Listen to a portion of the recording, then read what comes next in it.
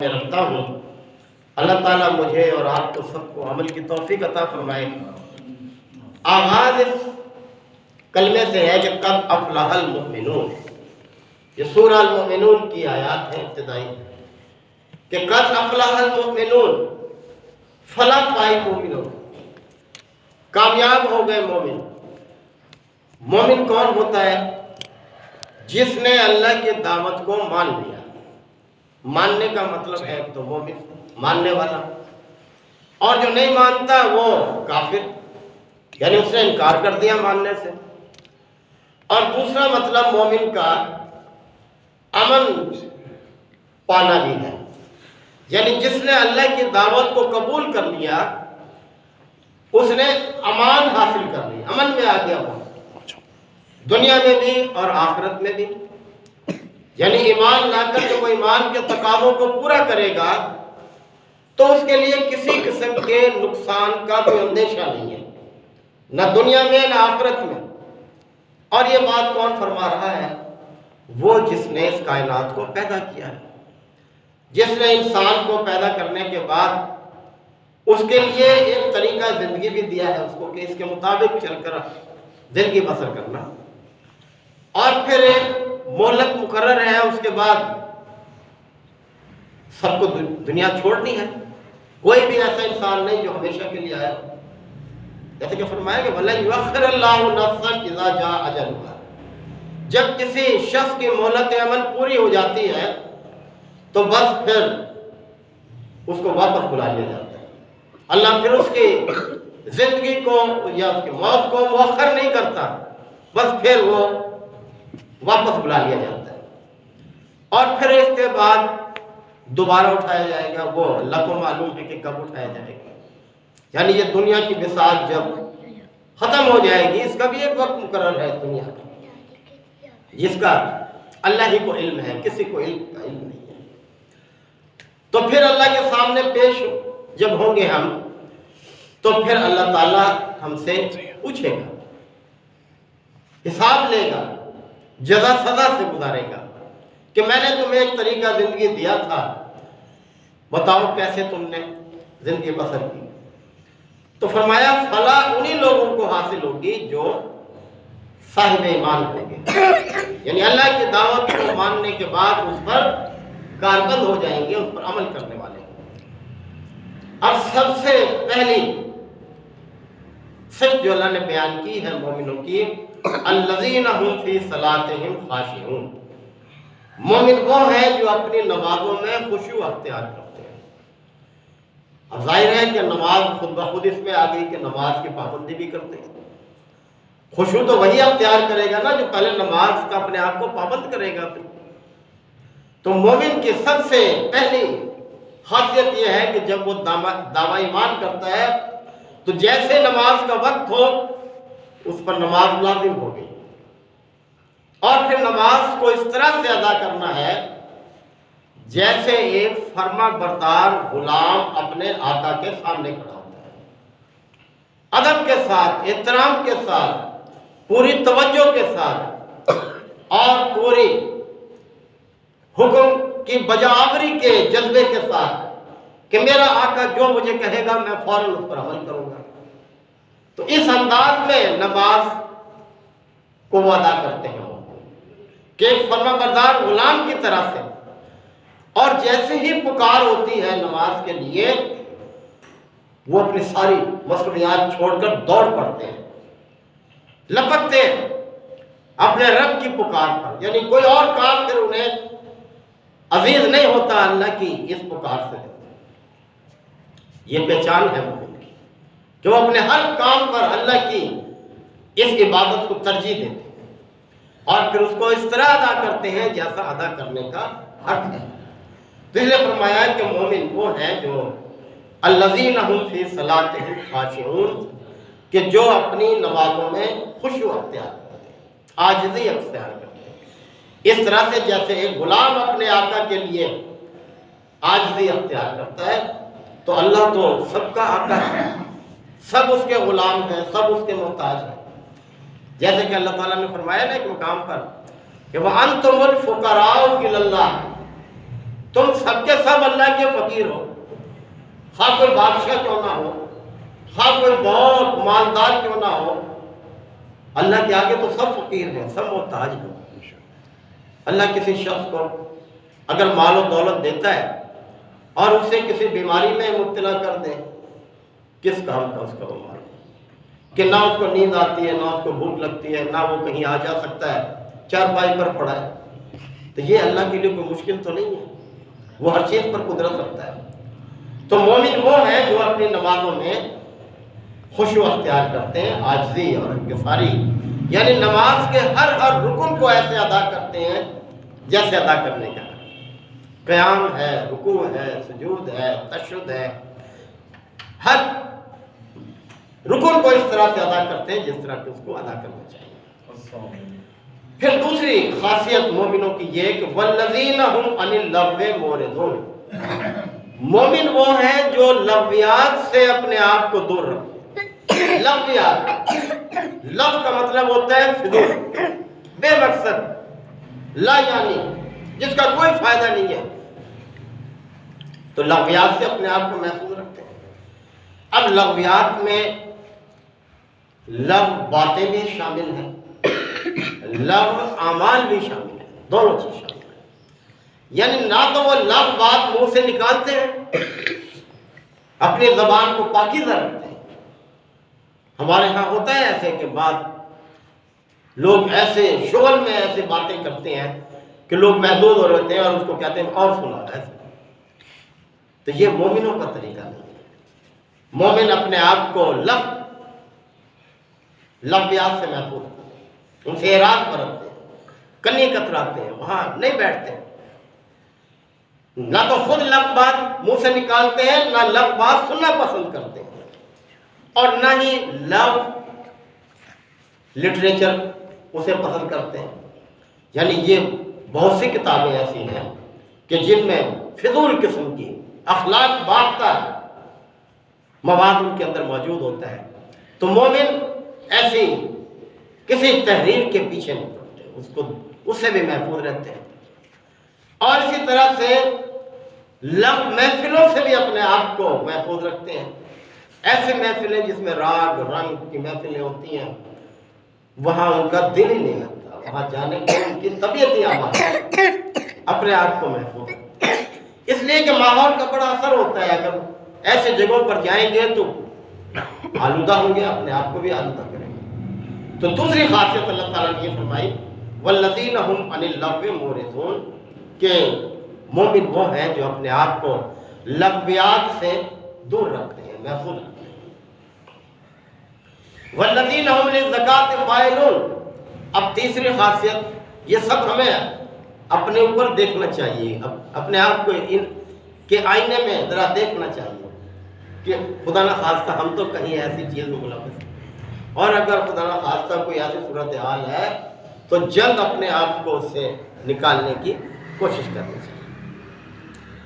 کہ والذین هم للزکاۃ فاعلون، مومن وہ ہیں جو زکوٰۃ کے نظام کے فاعل ہوتے ہیں، زکوٰۃ کے نظام کو قائم کرنے والے ہوتے ہیں۔ یہ نہیں کہ بس زکوٰۃ دے دی اور بس فارغ ہو گئے، نہیں، زکوٰۃ کا پورا نظام، کہ زکوٰۃ کی وصولی کا ایک نظام، اس کو جمع کرنے کا، اس کو محفوظ کرنے کا، اور پھر انہیں حقداروں تک پہنچانے کا سارا ایک سسٹم ہونا چاہیے۔ یعنی یہ مومنوں کی صفات ہے۔ جو بھی اسلامی حکومت ہو، اس کی ذمہ داری ہے کہ یہ باقاعدہ ایک شعبہ قائم کرے، اس کا ایک محکمہ قائم کرے کہ جو زکوٰۃ وصول کرے اس کو حساب کتاب کے ساتھ رکھیں، خیانت نہ ہو اس میں، اور پھر جو مستحقین ہیں ان تک وہ پہنچنی چاہیے۔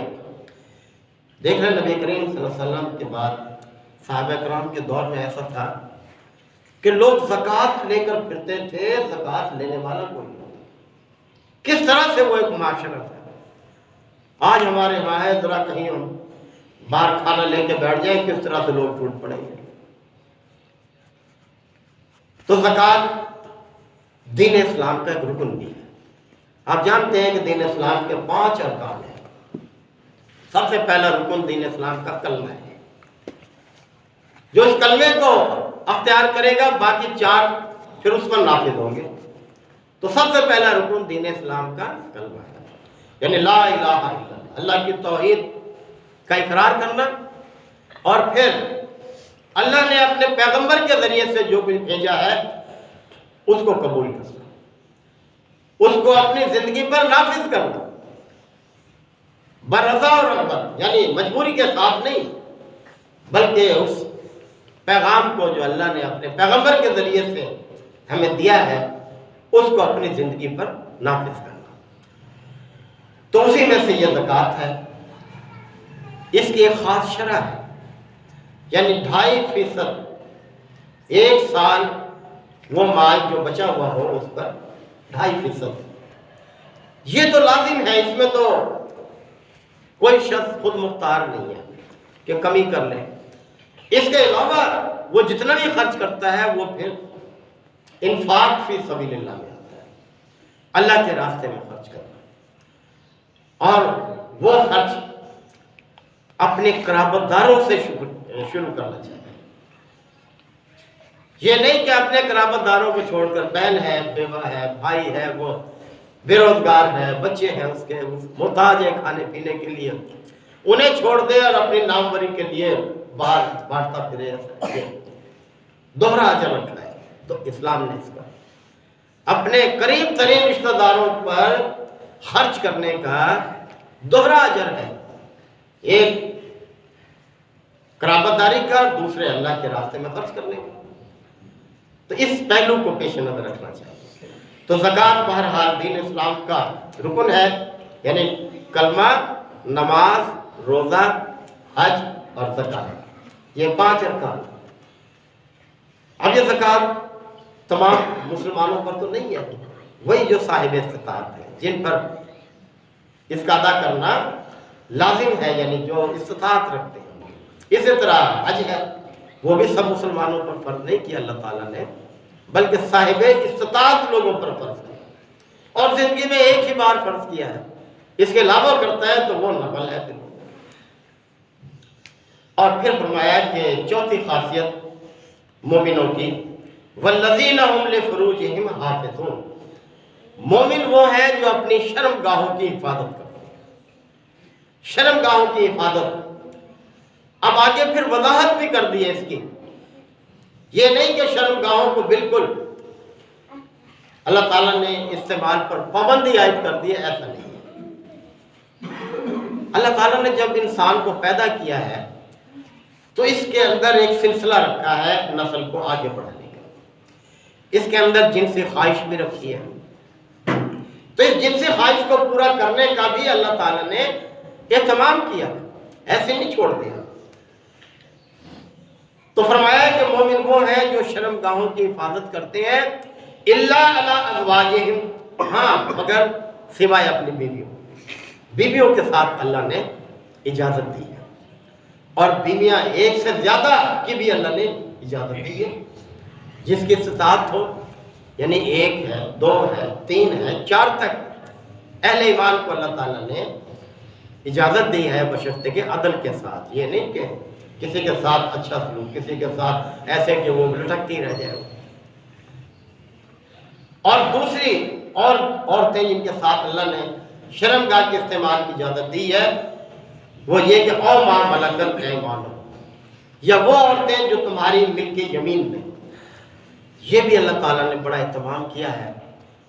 اہل ایمان کی جنگیں بھی ہوتی تھی کفار کے ساتھ، جنگی قیدی بنتے تھے، عورتیں بھی جنگی قیدی بنتی تھیں، تو ایسے بھی ہوتی تھیں جن کو وہ آزاد نہیں کراتے تھے۔ تو پھر اللہ تعالیٰ نے یہ نہیں کہ ان کو معاشرے میں بے روی پھیلانے کے لیے چھوڑ دیا جائے، بلکہ اسلامی حکومت جو ہے ان عورتوں کو مسلمانوں میں تقسیم کر دیتی ہے، ان کی ملکیت میں دے دیتی ہے، ان کے ساتھ نکاح کر لیں تب بھی ٹھیک ہے، نہ کریں تب بھی اللہ تعالیٰ نے ان کے ساتھ تعلق کی اجازت دی ہے۔ تو 2 قسم کی خواتین اللہ تعالیٰ نے مستثنیٰ کی ہیں۔ اس کے علاوہ جو ہے فرمایا فَمَنِ ابْتَغَىٰ وَرَاءَ ذَٰلِكَ فَأُولَٰئِكَ هُمُ الْعَادُونَ، اس سے ہٹ کر جو لوگ خواہش کریں گے شرمگاہوں کے استعمال کی، تو پھر وہ حد سے گزر گئے، پھر اللہ کی حدود کو پامال کرنے والے۔ لیکن اگر ان دو قسم کی خواتین کے ساتھ وہ اپنی شرمگاہ کو استعمال کرتے ہیں تو فرمایا فَإِنَّهُمْ غَيْرُ مَلُومِينَ، تو پھر ان پر کوئی ملامت نہیں ہے، کوئی مواخذہ نہیں ہے ان کے لیے۔ تو یہ چوتھی صفت اہل ایمان کی کہ وہ اپنی شرمگاہوں کی حفاظت کریں، اور شرمگاہ کی حفاظت سے پہلے وہ تمام محرکات جو شرمگاہ کی حفاظت کو پامال کرنے والی ہیں ان سے بھی اپنے آپ کو بچاتے ہیں، یعنی غلیظ قسم کی نہ باتیں سنتے ہیں، اپنی نگاہوں کی بھی حفاظت کرتے ہیں، اپنی سوچ و فکر کی بھی، اپنی محفل بھی اچھی پاکیزہ لوگوں کی رکھتے ہیں، یعنی جو محرکات ہیں شرمگاہ کو پامال کرنے کے لیے ان سے بھی اپنے آپ کو محفوظ رکھتے ہیں۔ اور پھر فرمایا وَالَّذِينَ هُمْ لِأَمَانَاتِهِمْ وَعَهْدِهِمْ رَاعُونَ، مومن وہ ہیں جو اپنے امانتوں اور وعدوں کی پاسداری کرتے ہیں۔ یہ دو بڑی اہم صفات ہیں، امانت کی پاسداری کرنا۔ نبی کریم صلی اللہ علیہ وسلم کا فرمان ہے اس حوالے سے کہ امانت کی پاسداری اور وعدے کا ایفا کرنا یہ ایمان کا حصہ ہے، ایمان کا حصہ ہے۔ امانت رقم کی بھی ہو سکتی ہے، زیورات کی شکل میں بھی ہو سکتی ہے، کوئی مشورے کی شکل میں بھی، کوئی راز کی شکل میں بھی، یعنی کسی صورت میں ہو امانت، اس میں خیانت نہیں کرتے ہیں، امن اس کو امین بن کر رہتے ہیں۔ اور یہ کہ وعدوں کی پاسداری کرتے ہیں، وعدہ پورا کرتے ہیں۔ منافق کی نشانیوں میں سے ہے امانت میں خیانت کرنا، وعدے کی خلاف ورزی کرنا۔ آپ کا فرمان ہے کہ آیات المنافق کے ثلاث، مومن کی اس کی منافق کی 3 نشانیاں ہیں۔ اذا حدث کذب، جب بات کرے تو جھوٹ بولے، واذا وعد اخلف، اور جب وعدہ کرے تو اس کی خلاف ورزی کرے، اور واذا تؤمن خان، اور جب امانت رکھی جائے اس کے پاس تو اس میں خیانت کرے۔ تو یہ منافق کی نشانی ہے۔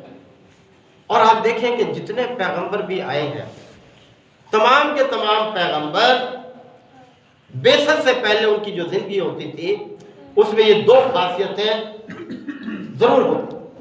بدر جہاں تھا، لوگ صادق اور امین کہتے تھے، اور جب وہ اللہ کا پیغام پہنچانا شروع کرتے تو یکدم پلٹ جاتے تھے۔ تو بہرحال وقت بھی خاصا ہو گیا ہے، ہمیں ان صفات کو اپنے اندر اجاگر کرنا چاہیے، جائزہ لیتا رہنا چاہیے، اور ان کو پامال ہونے سے محفوظ رکھنا چاہیے۔ اللہ تعالیٰ ہم سب کو عمل کی توفیق عطا فرمائے۔